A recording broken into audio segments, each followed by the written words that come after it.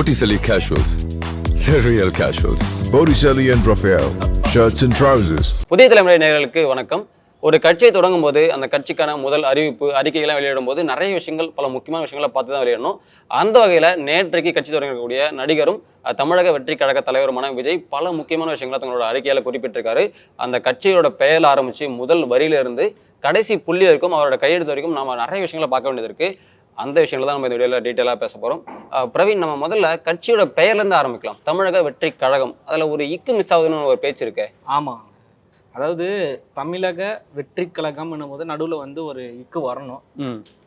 அந்த இக்கு வந்து மிஸ் ஆகுதுன்றது பெரும் பேசும் பொருளாக இருக்குது. அவர் எது பண்ணாலும் ஏதாவது மிஸ்டேக்கை சுற்றி தேடுவாங்க. அந்த வகையில் எனக்கு தெரிஞ்சு இந்த ஒட்டுமொத்த 3 பக்க அறிக்கையிலையுமே ஒரே ஒரு மிஸ்டேக்னா அந்த இக்கு மட்டும்தான். அது வந்து என்ன கேட்டிங்கன்னா, என்னோட ஒப்பீனியன் சொல்கிறேன், அது எந்த அளவுக்கு தெரியாது. ஒரு பெயராக குறிப்பிடும் போது அதுக்கெல்லாம் அந்த மாதிரி இக்கு வைக்கணும்னு அவசியம் இல்லை. உதாரணத்துக்கு போக்குவரத்து கழகம்னும் போது போக்குவரத்து கழகம் தான் போடுவாங்க, தவிர இக்கு போட மாட்டாங்க. ஸோ அந்த மாதிரி இன்னும் 2-3 எக்ஸாம்பிள் கொடுக்கலாம். ஆனால் நீங்கள் தமிழ் சொல்லா பார்க்கும்போது கண்டிப்பாக இக்கு வரணும். உள்ள இருக்கக்கூடிய கண்டென்ட்ல நீங்க வெற்றின்றது பாக்குற இடத்துல எல்லாம் இக்கு யூஸ் பண்ணிருக்காங்க. ஓகே, வெற்றிக்கு அப்படின்ற வார்த்தைகள்லாம் ஒற்று வருது. இருந்தாலும் தமிழறிஞர்கள், தமிழை தெரிஞ்சவங்க, தமிழ் ஆசிரியர்கள் என்ன சொல்றாங்க அப்படின்னா, இலக்கணப்படி தமிழுக்கு இக்கு வரணும், அங்க ஒரு ஒற்று வரணும் அப்படின்னு சொல்றாங்க. நீங்க சேர்த்துக்கலாம், இது ஒன்றும் பெரிய பிழை இல்லை, வருங்காலங்களில் நீங்க சேர்த்துக்கலாம் அப்படின்ற ஒரு கருத்துக்களும் இருக்கு. அடுத்தபடியா அந்த புகைப்படம் எப்போ எடுத்தது? இது Leo success meet. Yes, Leo success மீட்ல அவர் சந்திச்சும் போது அவருடைய சிரிப்பு இதுதான் அவருடைய ப்ரொஃபைல் பிக்சராகவே அந்த டைம்ல மாறிச்சு. ஸோ அந்த புகைப்படத்தையே யூஸ் பண்ணி இந்த அறிக்கையில வெளியிட்டிருக்காங்க. ஆமா, அந்த சக்சஸ் மீட்ல தளபதியில் ஆரம்பிச்சு குட்டி கதைகள் நிறைய விஷயங்கள் அரசியல் சார்ந்ததா இருந்தது. பட் அப்பயுமே என்னைக்கு வரன்றது சொல்ல 26 கப்பு முக்கியம் பிகில்ன்ற மாதிரி தான் சொல்லியிருப்பாரு. அன்றே சொன்னார் விஜய் அப்படின்ற மாதிரி அந்த வாக்கியங்கள், அந்த புகைப்படம் இப்போ கட்சிக்கானதா மாறி இருக்கு. அதேபடி இவராம் இந்த பேர்லயே அந்த இக்குன்றதை விட்டுருங்களேன், அது போக தமிழக வெற்றி கழகம், தமிழக, இது ஆல்ரெடி அந்த தமிழக தமிழ்நாடுன்ற பிரச்சனைகள் உங்களுக்கு தெரியும். எஸ், பிரச்சனைகள் என்னன்னா, திராவிட கட்சிகள், இடதுசாரி கட்சிகள்லாம் தமிழ்நாட்டை தமிழ்நாடு தான் சொல்லணும், தமிழ்நாடுன்ற பேர் வாங்குறதுக்கு அண்ணா ரொம்ப பெரிய போராட்டங்களை முன்னிச்சாரு. நிறைய பேர் போராட்டம் இருக்கும், அதை தமிழகம்னு சொல்லக்கூடாது. ஆளுநர் RN ரவி சொன்ன அந்த தமிழகம் அப்படின்ற சர்ச்சைகள் எல்லாருக்கும் தெரிஞ்சது தான். அதனால ஒரு மாநிலத்துக்கான ஒரு உரிமையை பறிக்கிற மாதிரி தமிழகம்னு சொல்லக்கூடாது அப்படின்ற ஒரு பிரச்சனை போச்சு.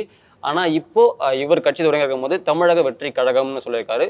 பிரவீன், இந்த விஷயத்துல முக்கியமான சொல்ல வேண்டிய விஷயம் ஒன்று இருக்கு. என்னன்னா, பாஜக அவங்களோட அரசியல்வாதிகளை என்ன சொல்லுவாங்க அப்படின்னா, தமிழ்நாட்டுல கழகங்கள் இல்லாத ஒரு ஆட்சி வேணும் அப்படின்னு சொல்லுவாங்க.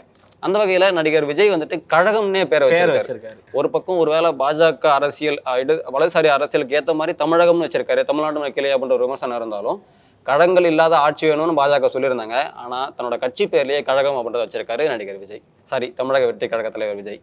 அது மட்டும் இல்லாம இந்த தமிழக வெற்றி கழகம் TVK இதுல ஒரு சர்ச்சை எல்லாரும் பெருசா பேசுறாங்க. இன்னொன்னு வந்து தெரியல, ஃபேன்ஸ் மத்தியில என்னன்னா தளபதி விஜய் கட்சின்றது தான் TVK ஷார்ட் ஃபார்மா அப்படி மாத்திருக்காங்க, தமிழக வெற்றி கழகம்.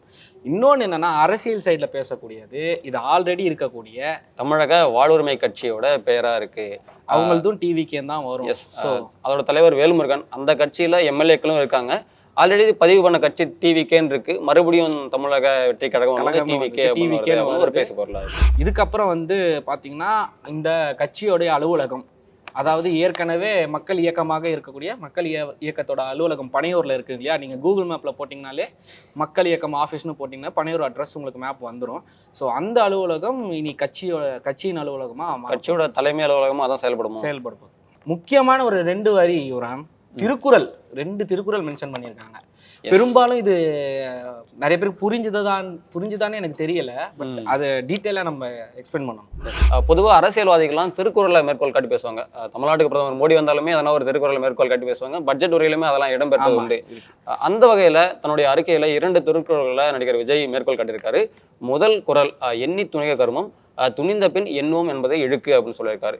எந்த விஷயமா இருந்தாலும் துணிஞ்சு ஒரு முடிவு எடுத்துடணும், முடிவு எடுத்துட்ட பிறகு பார்த்துக்கலாம் அப்படின்றது ஒரு சரியா இருக்காது அப்படின்னு சொல்லியிருக்காரு. இதை எப்படி சொல்லலாம்னா, 2009 தன்னுடைய ரசிகர் மன்றத்தை அவர் இயக்கமாக மாத்துறாரு, மக்கள் இயக்கமாக மாத்துறாரு.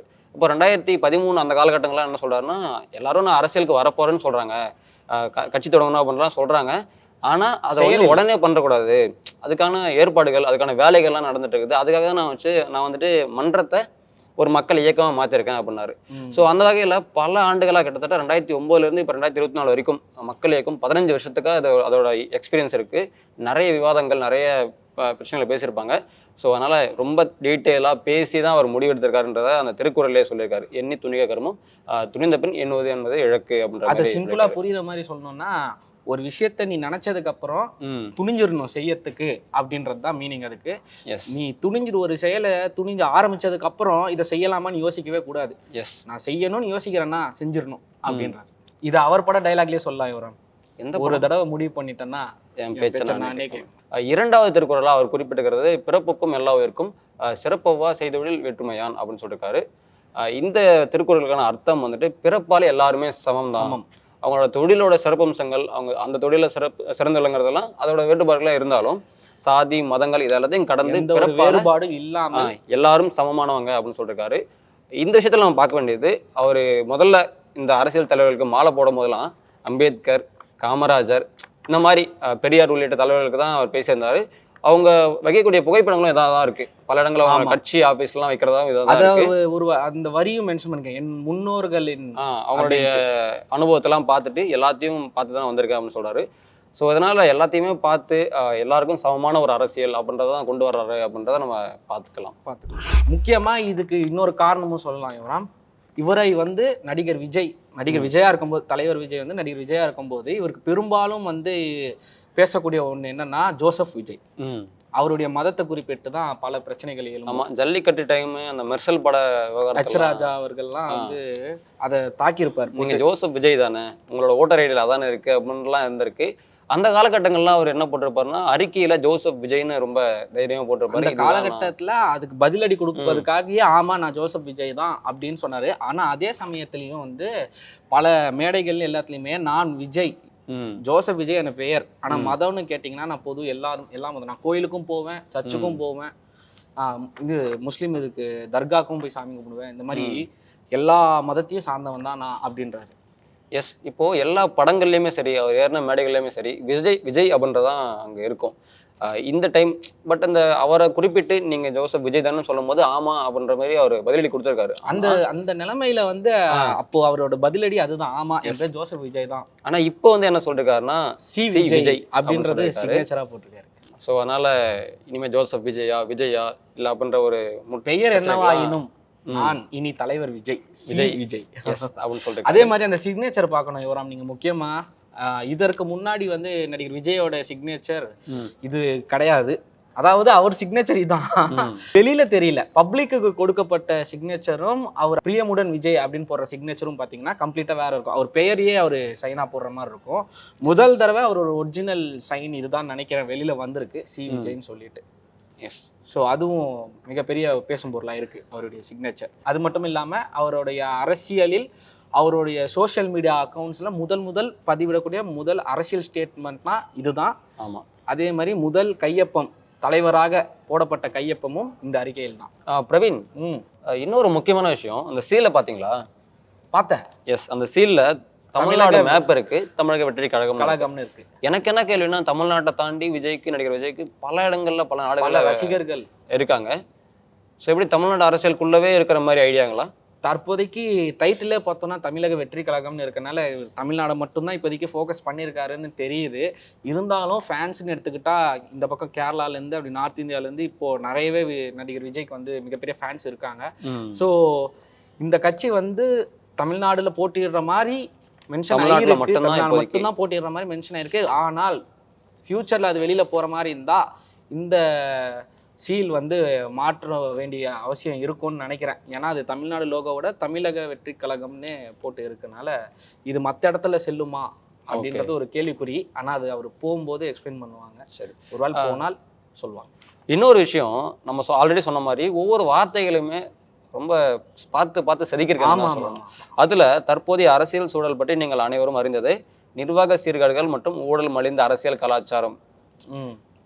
குறிப்பிட்ட மாதிரி இருக்கு ரெண்டு. இன்னொன்னு, அது ஒரு புறம் என்றால் நம் மக்களை சாதி மதங்கள் பேதங்கள் வாயிலாக பிளவுபடுத்த துடிக்கும் பிளவுவாத அரசியல் கலாச்சாரம். இதெல்லாம் பார்த்த அரசியல் விமர்சகர்கள், ரொம்ப நல்லா அரசியலை தெரிஞ்சவங்க என்ன சொல்றாங்க அப்படின்னா, ஒரு பக்கம் அவர் மாநில அரசியலை வந்துட்டு மாநில அரசை தாக்குறாரு, இன்னொரு பக்கம் தேசிய அரசியல் ஒன்றிய அரசு 2 அரசையுமே அவர் வந்துட்டு விமர்சிக்கிறாரு அப்படின்ற ஒரு அப்படின்னு விஷயங்கள. மிகப்பெரிய விவாதமாவே போயிட்டு இருக்கு இது. எஸ். ஆனா எது என்னவோ நான் வந்து அரசியல் தெரியாமல் வரல. எஸ். இப்போ அரசியல்னா இப்போ நடிகர் விஜயகாந்த் வந்த காலகட்டங்களில் விஜயகாந்துக்கு என்ன அரசியல் தெரியும் அப்படின்னு கேட்டதுண்டு. அந்த மாதிரி இவர் முதல்ல ஒரு விளக்கம் கொடுத்துட்டாரு. அரசியல்ன்றதை நான் வந்துட்டு தெரியாமல் வந்துடல, அதோட நீள அகலத்தெல்லாம் பார்த்து எல்லாத்துக்கும் தயார்படுத்திட்டு என்னை பக்குவப்படுத்திட்டு தான் வந்திருக்கேன் அப்படின்றதையும் நம்ம சொல்லியிருக்காரு. இதுவும் ஒரு முக்கியமான விஷயமா இருக்கு. அது மட்டும் இல்லாம இந்த ஸ்டேட்மெண்ட் இருக்கு இல்லையா, இந்த மொத்த ஸ்டேட்மெண்ட்டும் வந்து இதுக்கு முன்னாடி 2 தடவை பொதுக்குழு நடத்தப்பட்டது. அதாவது கட்சியாக இல்லை, இயக்கமாக இருக்கும்போதே அவர் வந்து இதை பற்றி ஆலோசிக்கிறதுக்காக ஆலோசனை கூட்டம்னு நடத்தி 2 தடவை அவங்க இயக்கத்தின் உறுப்பினர் எல்லாத்தையுமே கூப்பிட்டு ஆலோசனை செஞ்சார். அந்த இதில் வந்து நமக்கு ஆல்ரெடி அந்த செய்திகளும் வந்தது. 25 நடந்ததோ, ஜனவரி 25 கடைசியாக அது ஒன்று நடந்தது. அப்பயே நமக்கு செய்தி வந்தது அவர் வந்து அறிவிக்க போறாருன்னு. இயக்கம் மெம்பர்ஸ் எல்லாருமே ஒத்துக்கிட்டாங்க, அதனால விரைவில் நமக்கு இந்த செய்தி வரலாம் அப்படின்ற மாதிரிலாம் செய்திகள் வந்தது. ஸோ இதுலேயே அவர் அதை குறிப்பிட்டிருக்காரு. நான் வந்து என்னோட இயக்கத்தின் மெம்பர் எல்லாருக்கூடையுமே வந்து டீட்டெயில்டாக டிஸ்கஸ் செஞ்சு இந்த ரிப்போர்ட்டை ரெடி பண்ணி கொடுத்துருக்கேன். ஆமாம், பொதுக்குழு செயற்குழுலாம் கூட்டி நிர்வாகிகள்லாம் ஜனநாயக முறைப்படி தேர்வு செய்யப்பட்டு பைலா கட்சிக்கான சட்ட விதிகள்லாம் வந்துட்டு வகுக்கப்பட்டுச்சு. எல்லா தலைமையும் ஏற்றுக்கொள்ளப்பட்டது. தலைமை அதுக்கு கீழே இருக்கிற நிர்வாகிகள் எல்லாருமே ஃபிக்ஸ் பண்ணப்பட்டாங்க அப்படின்னு சொல்கிறாங்க. இதில் என்ன சொல்கிறாங்க அப்படின்னா, மக்கள் இயக்க நிர்வாகிகளில் அவங்க முக்கிய பொறுப்புகளை வச்சுருந்தவங்க நிர்வகித்தவங்க தான் இப்போது இந்த கட்சியிலையும் நிர்வகிக்கணும்னு சொல்கிறாங்க. அது என்ன தகவல்? அது இப்போதைக்கு பேசும்போது எதுவுமே கன்ஃபர்மேஷன் இல்லை. எனக்கு தெரிஞ்சு இதை பொறுத்தவரை இன்னுமே வந்து முழுக்க எல்லா தொகுதியிலையுமே இன்னும் செலக்ட் ஆகலை. ஏன்னா இது சின்ன விஷயம் இல்லை, ஒரு கட்சி நிற்கிறதுன்றது ஒரு சின்ன விஷயம் இல்லை. ஸோ யாருக்கு எந்த போஸ்ட்டு இதெல்லாமே டிசிஷன் இனிமேல் தான் நடக்கணும். அதுக்காக தான் அவர் வந்து தெளிவாகவே போட்டிருக்காரு. 2 வருஷம் இருக்குது எலெக்ஷனுக்கு, இப்போ ஆரம்பித்தாதான் அதுக்கான கட்டமைப்புகள் கரெக்டாக இருக்கும். ஸோ வந்து யாருக்கு எந்த பொசிஷன் தரலாம் என்னன்னு டீட்டெயில்டாக வந்து ஒவ்வொருத்தரையும் ஒரு இதையும் வச்சு அவங்களுக்கு சரியான பொசிஷன் கொடுக்கப்படும். ஏன்னா இயக்கத்தில் ரொம்ப நாளாக இருக்கிறவங்களும் இருப்பாங்க, அதே டைமில் ஒரு பக்கம் படிப்பு நல்ல அறிவாளிகளை கொண்டு வந்து கொடுக்கறதுக்கும் வாய்ப்பு இருக்குது. சர்க்கார் படத்தில் பார்த்தீங்கன்னா ஐஏஎஸ்க்கு வந்து கொடுங்க அப்படின்னு அவரே சொல்லியிருப்பார் இல்லையா. அந்த மாதிரி பின்னாடி அவர் ஒரு டீமே வச்சு ஒர்க் பண்ணுறாரு. அவர் இன்னும் 2 படங்கள் கோட் படம் வரட்டும், அதுக்கப்புறம் இன்னும் ஒரு படம் கமிட் ஆயிருக்காரு, கார்த்திக் சுப்பராஜன் நினைக்கிறேன். இதுவும் ஒரு விவாதமாக இருக்கு. கடைசி படம்னா இன்னொரு படம் தான் சொல்றீங்க, அதுக்கப்புறம் நடிக்கவே மாட்டீங்களா? அது பெரும் எப்படி சொல்ல கேள்விக்குறியாவே இருக்குன்னு சொல்லலாம். அது வந்து அவர் குறிப்பிட்டது என்னன்னா, கமிட் செய்த 2 படங்கள் முடித்து விட்டு முழுமையாக அரசியல் ஈடுபடுகிறேன்னு சொல்லியிருக்காரு. அது வந்து 2026க்கான எலெக்ஷனுக்குன்னு நான் நினைக்கிறேன். அது எலெக்ஷனுக்கு அப்புறம் என்னன்றது தெரியாது. மீண்டும் படம் நடிக்காமலும் போகலாம். அது தெளிவான ஸ்டேட்மெண்ட்டு அவருக்கு சைட்லேருந்து வந்தால் தான் தெரியும். இப்போதைக்கு கிடையாது. பிரவீன், இன்னொரு முக்கியமான விஷயங்களை பார்க்க வேண்டியது இருக்குது. இப்போதைக்கு சமூக ஊடகங்களுக்கு கட்சி சார்பாக பேசக்கூடிய செய்தியாளர்கள் அவங்களுடைய ஆதரவாளர்களாக சொல்லியிருக்காங்க. அவங்க யாருன்னா, ஊடகங்கள் மற்றும் சமூக ஊடகங்களில் நடத்தப்படும் விவாதங்களில் தற்காலிகமாக நமது கட்சியின் சார்பாக ஆதரவாளர்களாக கீழ்கண்டவர்கள் பங்கேற்பார்கள் அப்படின்னு சொல்லியிருக்காங்க. கட்சி சார்பாக கட்சி சார்பாக அதில் திரு வீர விக்னேஸ்வரன், திரு லியோ மணி, திரு ராம்குமார், திரு ஜெகதீஷ், இவங்க 4 பேர் தான் வந்துட்டு கட்சி சார்பாக பேசுவாங்க அப்படின்னு சொல்லியிருக்காங்க. அடுத்தடுத்த கட்ட நடவடிக்கைகள் என்ன மாதிரி இருக்குது, விஜயோட அரசியல் வருகை, அவருடைய அரசியல் முன்னெடுப்புகள் என்ன மாதிரி இருக்குன்றதை நம்ம பொறுத்திருந்து தான் பார்க்கணும். அதோட உங்களிடம் விடை பெறுவது பிரவீன். நாங்கள் பிரவீன். நன்றி.